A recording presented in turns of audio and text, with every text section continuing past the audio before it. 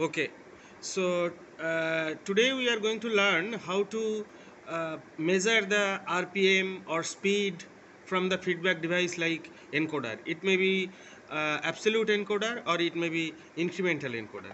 So for that, simply I am storing that value. So here I have given that 10 and 20 just like that. Why? Because right now I don't have that pulse counting output. So basically for encoder for RPM or speed measurement, say you take an example that we are one hoisting mechanism is there. Through a rope drum the hook is going up and down, and the ultimately with the drum one encoder is connected. So this will give the pulse. Per rotation it will give some pulse. It may be incremental or absolute, whatever may be. So what I am doing here, I am using that S6 bit. So let us see what is that S6 bit. So this S6 bit is nothing but it's a time base of 1 second. That means this it will generate a pulse which will be high for 1 second and low for 1 second. Okay, so that so that bit I am using, and this P means this contact means raising edge, and this is for the falling edge. So if you see the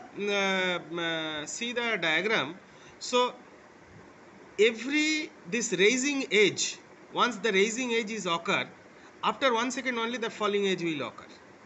So here what will happen, so once the raising edge, this move block got the raising edge, then it will get enable, and whatever the value coming in the input, that will be stored in a variable called V1. So as the pulse is high for 1 second, so the next falling edge it will come after 1 second. So once it will get the falling edge, then this move block will enable, and whatever the value is there, that will be transferred to V2. So actual case we have to give this both input should be the pulse input. So basically if you see, so in V1 the pulse value at present it will be stored, and in V2 the value of the pulse after 1 second it will be stored. Now if you take the difference of these two, then you will get the number of pulse elapsed during 1 second. So now if you see here, in first case the V1 there will be some value, and in the V2 we will get some value, but the next erasing edge you will that value will same value will store in V1. But while I am calculating that, estimating that, so here I am taking, why this absolute? Simply I am taking the difference of V and V2, but why it is absolute? Why I am using this absolute command? Because you see, for this, for here, once one cycle is complete, say this value is say 10, and this value is 20, and this value is 30, say for an example. So for first case,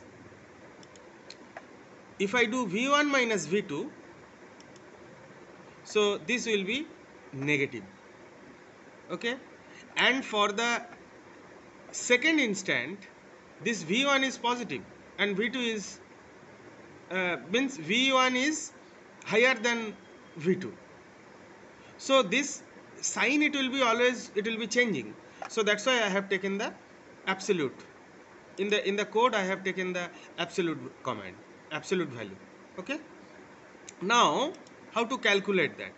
Say per rotation the encoder will give the n pulse. Okay, so in case of, so this value I am storing it, say percentage MD triple line.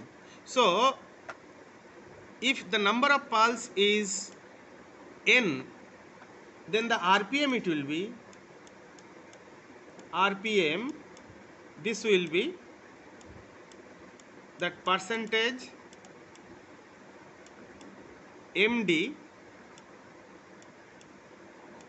999 divided by n into, so this is because my time duration is 1 second, so rotation per second into 60, so this will give rpm. Okay, now if we want to calculate the speed, that means the hoisting up or down speed, then if you sorry,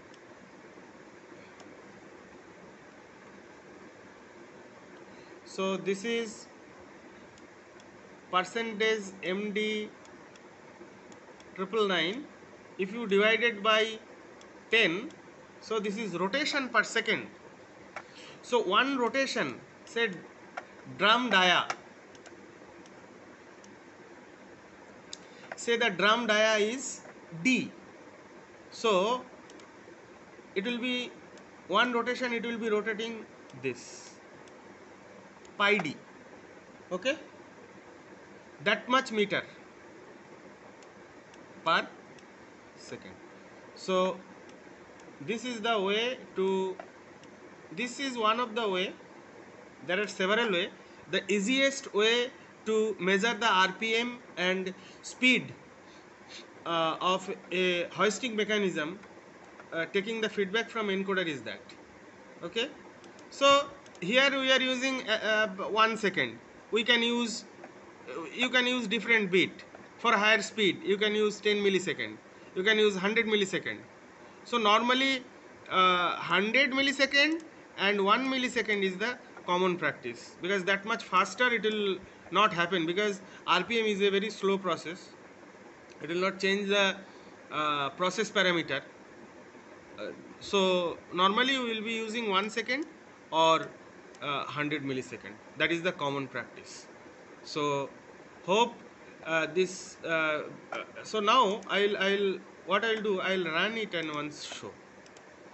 Say this, I'll connect.